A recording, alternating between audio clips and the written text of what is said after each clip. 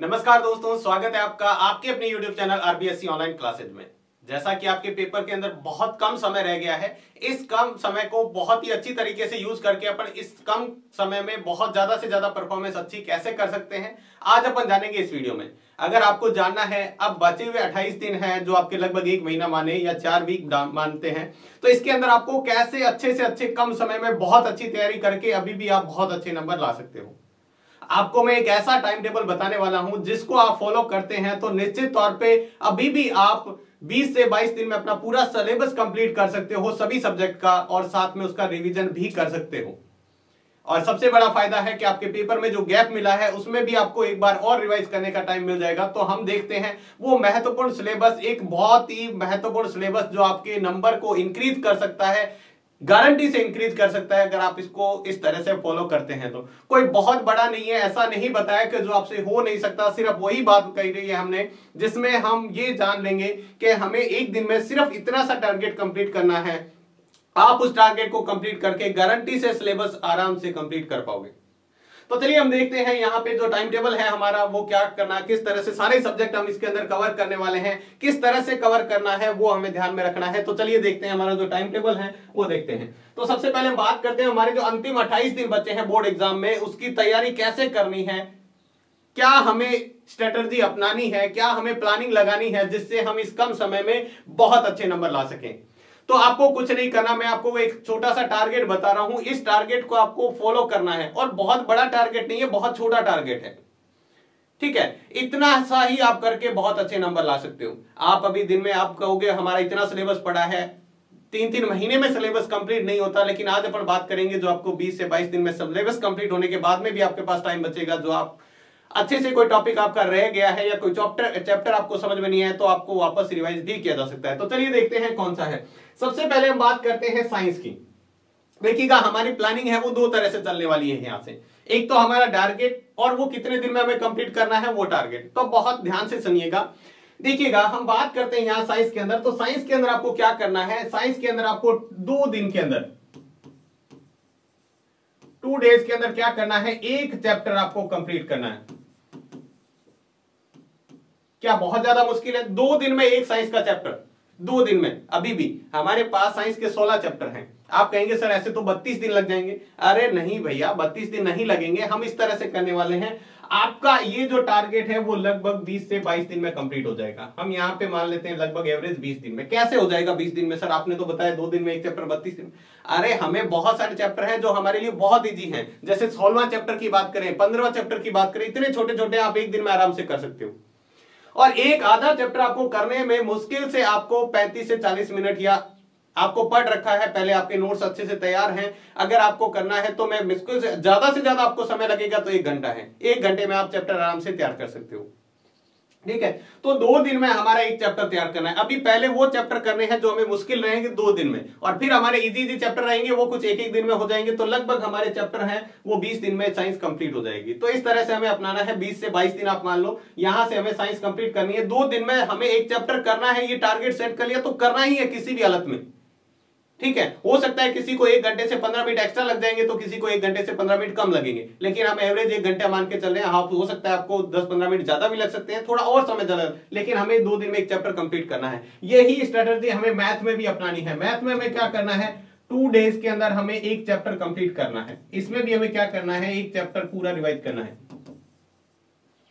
ठीक है। अब हमें देखो यहाँ पे आपको इंपॉर्टेंट क्वेश्चन है, उस तरह से आप रिवाइज कर सकते हो। पहला आपने उस चैप्टर का बेसिक देख लिया, ठीक है, उसके अंदर कौन से फॉर्मूले हैं मैथ के अंदर उसकी बात कर ली, और फिर हमें क्या करना है, वो चैप्टर है 2 दिन में तैयार करना है। देखो सारे क्वेश्चन हम नहीं करने वाले, ठीक है। हमारे इंपॉर्टेंट क्वेश्चन है, बार बार रिवाइज होने वाले क्वेश्चन है, या ऐसा क्वेश्चन जो आपको दिक्कत कर सकता है, वो आपको जो क्वेश्चन अच्छे से आ रहा है उसको फटाफट रिवाइज करके और छोड़ दिया, ठीक है। तो इस तरीके से हमें 2 दिन में मैथ का भी एक चैप्टर रिवाइज करना है। तो ये भी लगभग 20 से 22 दिन में हमारा कंप्लीट हो जाता है। 20 से 22 दिन में हमारा कंप्लीट हो जाता है।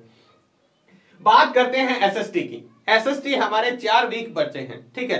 4 वीक बचे तो एसएसटी हमें 5 से 6 दिन में, ठीक है, हम लेते हैं 5 से 6 दिन में। अगर 6 डे की बात करें, 6 दिन के अंदर हमें क्या करना है, 6 डेज के अंदर हमें क्या करना है, एक बुक जो है, हमारी 4 बुक है, एक बुक आपको कंप्लीट करनी है, एक बुक। आप कहेंगे सर 4 दिन में, एवरेज हम मान के चले तो प्रत्येक बुक में क्या है, 5 से 6 चैप्टर हैं, 5 चैप्टर मान के चलिए, 5 चैप्टर। तो हम क्या करते हैं 5 चैप्टर का एवरेज लेके चलते हैं, टोटल शायद आपके 22 चैप्टर हैं, ठीक है। 5 आपको 6 दिन में यानी एक दिन में एक चैप्टर कवर करना है एसएसटी का, बिल्कुल आसानी हो जाएगी। ज्योग्राफी वाले चैप्टर तो आपके इतने जी है, इकोनॉमिक्स ज्योग्राफी इतने सिंपल सिंपल आप आसानी से कर पाओगे। बाद में हिस्ट्री थोड़ा सा आपको दिक्कत कर सकता है, हिस्ट्री में आपको थोड़ा सा जो टाइम बच गया वो थोड़ा सा एक्स्ट्रा टाइम लेके चल सकते हैं।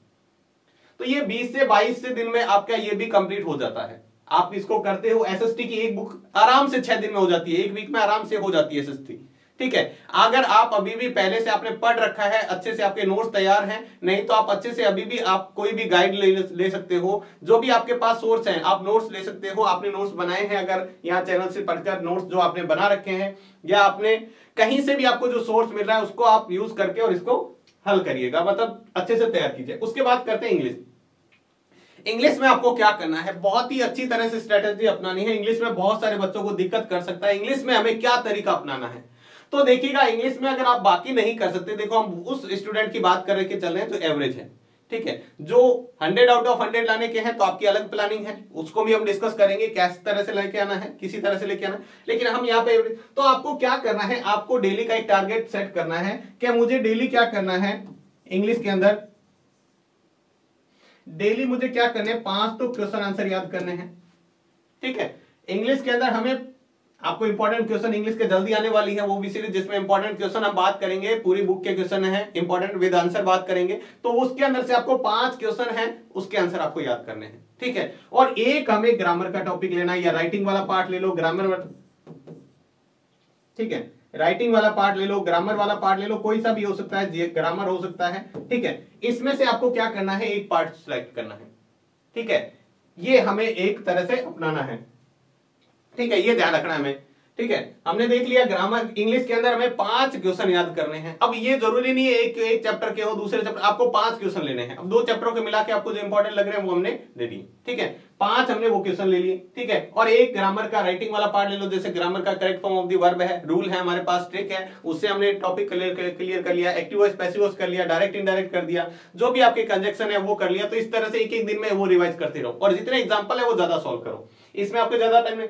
हिंदी की बात करते हैं, हिंदी में देखिएगा आपके लगभग 20 चैप्टर हैं, एवरेज 18-20 चैप्टर हैं, ठीक है। और हिंदी में आपको एक दिन में एक चैप्टर आराम से कर सकते हो, हिंदी में आप एक दिन में एक चैप्टर आराम से कर सकते हो, ज्यादा दिक्कत वाली बात नहीं है, ठीक है। तो हमें क्या करना है, डेली एक तो चैप्टर करना है, ठीक है, प्लस एक क्या करना है, व्याकरण का टॉपिक लेना है। अब व्याकरण में हमारे सारी आदतें हैं, व्याकरण के अंदर आप वो भी ले लोगे जो हमें, जैसे पत्र हो गया, ठीक है, ये सारे हम इसके साथ में जो राइटिंग वाले हैं वो भी हमें साथ में ही लेने हैं इसके अंदर। तो ये हमें तरीका अपनाना है। और लास्ट हमारा है संस्कृत, संस्कृत के अंदर आपसे 12 चैप्टर है लगभग, ठीक है। तो हम क्या करते हैं, एक दिन में अगर एक चैप्टर करते हैं, ठीक है, एक दिन में हमें डेली क्या करना है,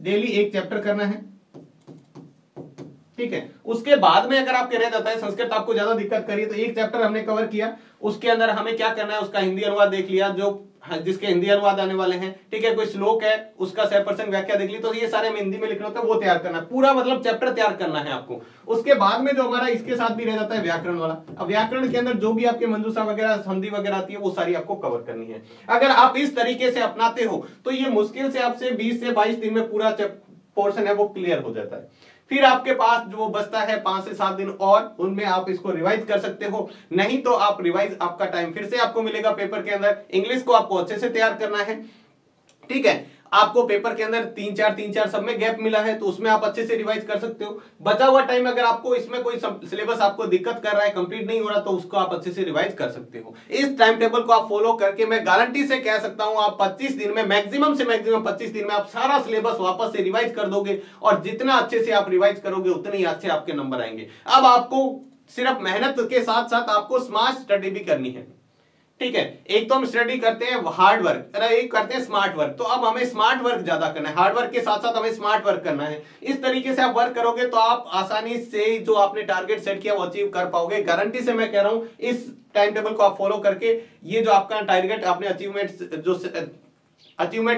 हासिल करना चाहते हो वो आसानी से कर पाएंगे, ठीक है। तो आपको ये टारगेट इस तरह से टाइम टेबल फॉलो करना है। मुश्किल से आपको दिन में अगर 4 घंटे भी आप सेट करते हो, 4 से 5 घंटे या 6 घंटे अगर आपकी प्लानिंग है, आपके बैठने की सिटिंग एवरेज 4 से 6 घंटे है, तो आप अच्छे से आप अपना टारगेट अचीव कर पाओगे, गारंटी से कर पाओगे बिल्कुल। अगर आप इन 30 दिन में 28 दिन में भी अगर कुछ नहीं कर सकते तो फिर आपके लाइफ में आप क्या कर सकते हो आप अच्छे से जानते हो।